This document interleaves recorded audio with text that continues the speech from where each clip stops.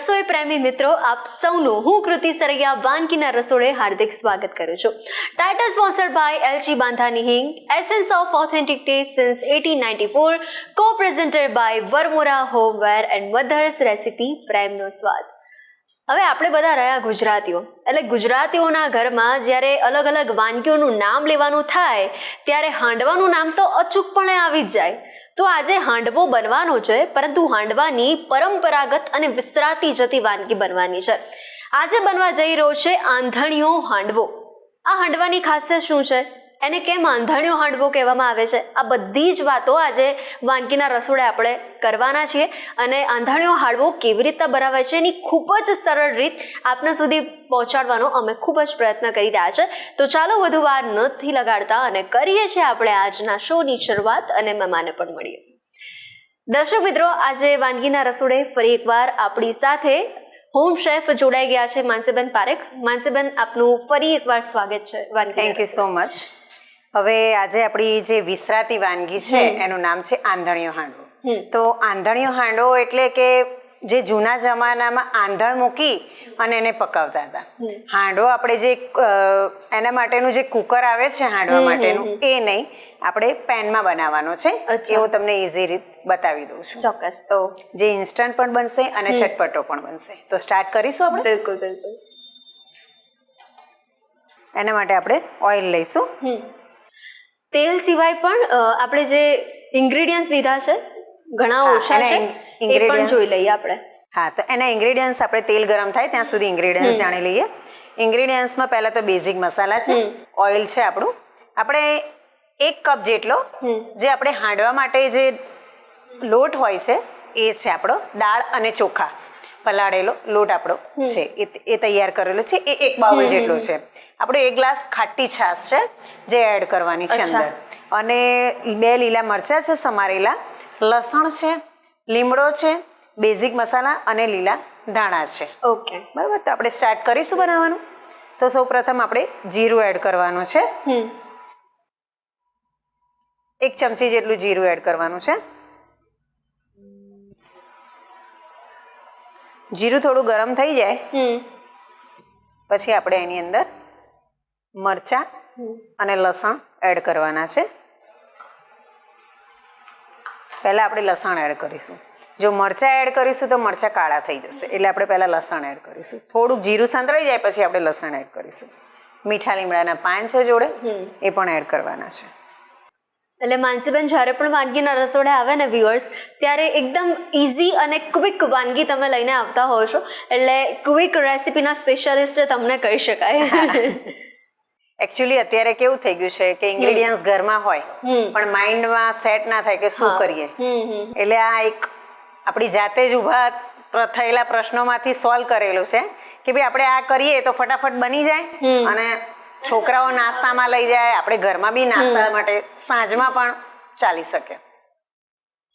તો આપણું જીરું સંતળાઈ ગયું છે. આપણે 1/2 ચમચી હિંગ એડ કરવાની છે, જે આપણી એલજી બાંધાની હિંગ છે, જે એડ કરી છે આપણે.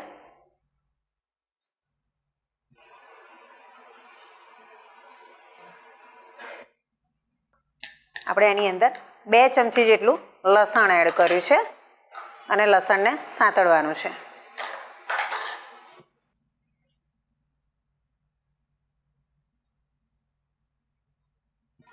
એ સિવાય આપણા ઘરમાં સોજીનો હાંડવો પણ બનતો હોય છે, એ પણ ઇન્સ્ટન્ટ હોય છે. અત્યારે ઘણી વખત કેવું થઈ જાય છે કે લોકોને આથો આવવાથી પ્રોબ્લેમ થતો હોય છે. તો ક્યાંક બહારથી આવ્યા અને તમે એવું વિચારો કે ભાઈ મારે હાંડવો કરવો છે પણ આથો તો લાવી નથી હું, તો હવે કેવી રીતે હાંડવો કરી શકું? તો સાંજે 4-5 વાગે પણ તમે હાંડવાની પ્રિપેરેશન કરી અને તમે 1/2 કલાકમાં હાંડવો તૈયાર કરી શકો છો. ઇવન આ લોટ હોય તો પણ કરી શકો છો અને સોજીનો હોય તો પણ કરી શકો છો. એટલે એની અંદર એક વસ્તુનું ધ્યાન રાખવાનું છે, બનાવવાનું હોય ત્યારે આપણે લીંબુ એડ કરવાનું.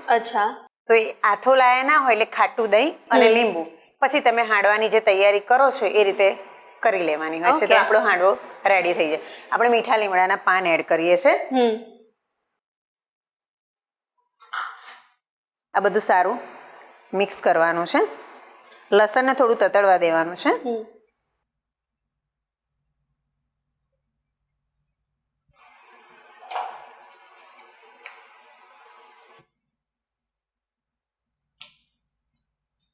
લસણ અને લીમડો તતડી જાય પછી આપણે મરચાં એડ કરવાના છે.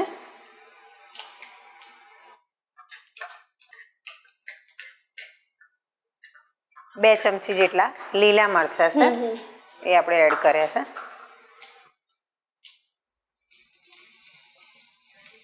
આ બધું સારી રીતે મિક્સ કરવાનું.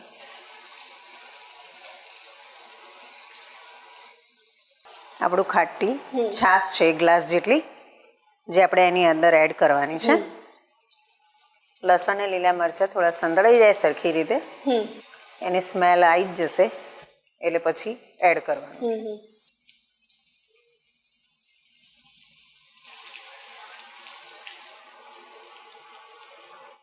છાશ નાખી અને એને ઉકળવા દેવાની છે ને પછી આપણે એની અંદર મસાલો એડ કરવાનો છે, એટલે એને આંધણિયો હાંડવો કહે છે. દર્શક મિત્રો, આ છે આંધણિયા હાંડવાની ખાસિયત. હા,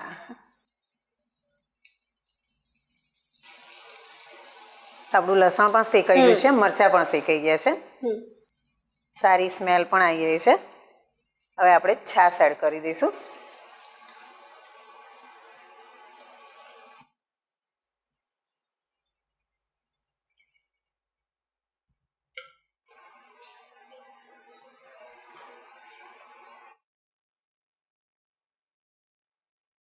હવે આ છાશને ઉકળવા દેવાની છે થોડીક વાર, ત્યાં સુધી એની અંદર આપણે મસાલા એડ કરી દઈશું.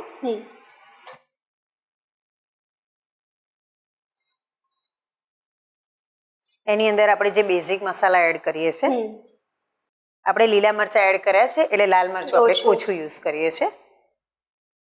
હળદર નાખીએ છીએ 1/2 ચમચી, મીઠું સ્વાદ પ્રમાણે.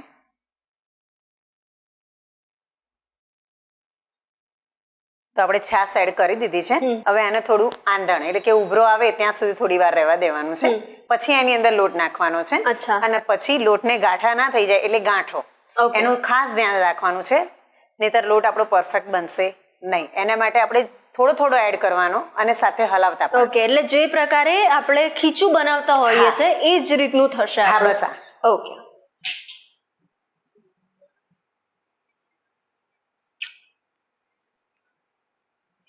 અત્યારે બાળકોને કેવું છે કે ખીચું નામ તમે કહો એટલે તરત જ મોંમાં પાણી આવી જાય, ટેસ્ટ લાગે, એટલે એક બીજું આમ ખીચું જ કહેવાય.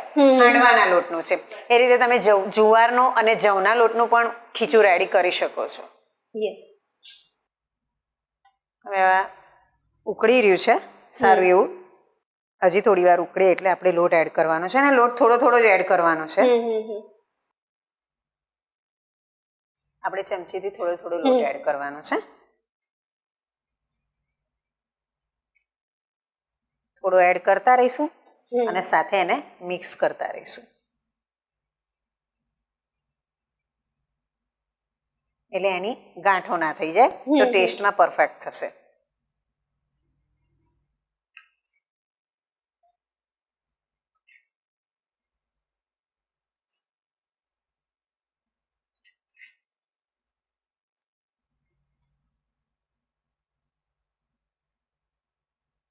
તમે જોઈ શકો છો સરસ કલર પકડાઈ ગયો છે. આપણે કલરની સાથે જે સુગંધ પણ આવી જોઈએ એ પણ આવી ગઈ છે, સ્મેલ આવી રહી છે. છાશ ખાટી છે ને આપણી, એટલે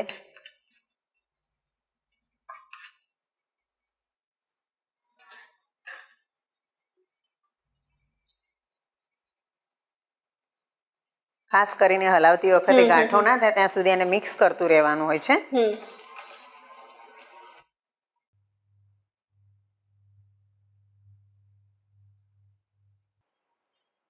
તમને એવું લાગે કે ક્યાંક ગાંઠ થઈ ગઈ છે તો હલાવતી વખતે જ એને આપણે ચમચીની મદદથી તોડી નાખવાની છે, કારણ કે પછી જો મોંમાં ખાતી વખતે આવે તો એને લોટ અંદર રહી જાય છે, તો મોઢામાં લોટ આવે. એના કરતાં જ્યારે એ પાકતું હોય ત્યારે જ એને તોડી લેવાની હોય છે અંદર સાથે જ.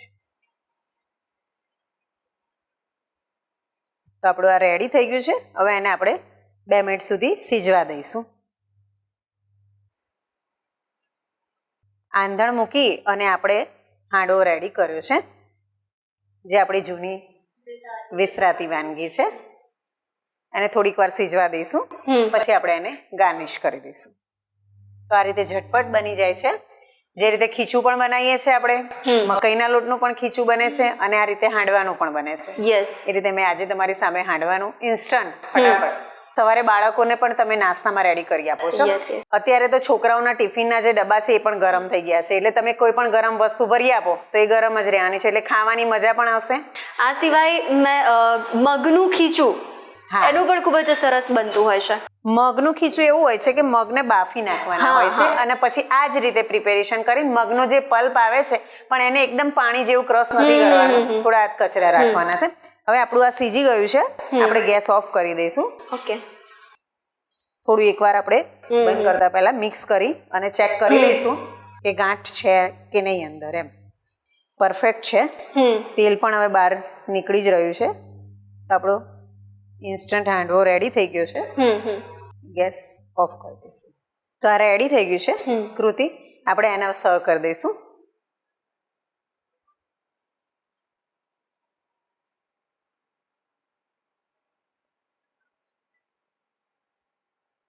તમે જોઈ શકો છો કે એક પણ ગાંઠ નથી અને પરફેક્શન સાથે બન્યું છે. જો એના સ્ટ્રક્ચર પરથી તમને ખ્યાલ આવી જશે. Yes yes.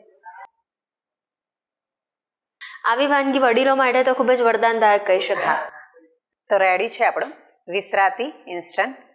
યસ. તો આવી ઇન્સ્ટન્ટ અને ક્વિક રેસિપી ખૂબ જ સરળ રીતે અમારા વ્યુઅર્સ સુધી તમે પહોંચાડી છે, તે બદલ આપનો ખૂબ ખૂબ આભાર. Thank you so much. દર્શક મિત્રો, વિસરાતી જતી વાનગી, પરંપરાગત વાનગી કે જેની અંદર માનસીબેનના હાથનો જાદુ તો આપણને જોવા મળ્યો છે અને આ સાથે પ્રેમનો સ્વાદ પણ જોવા મળ્યો છે. તો તમે પણ અચૂકપણે વાનગીના રસોડેથી જે વાનગી પહોંચી છે આપના સુધી તો ટ્રાય કરવાનું ભૂલતા નહીં.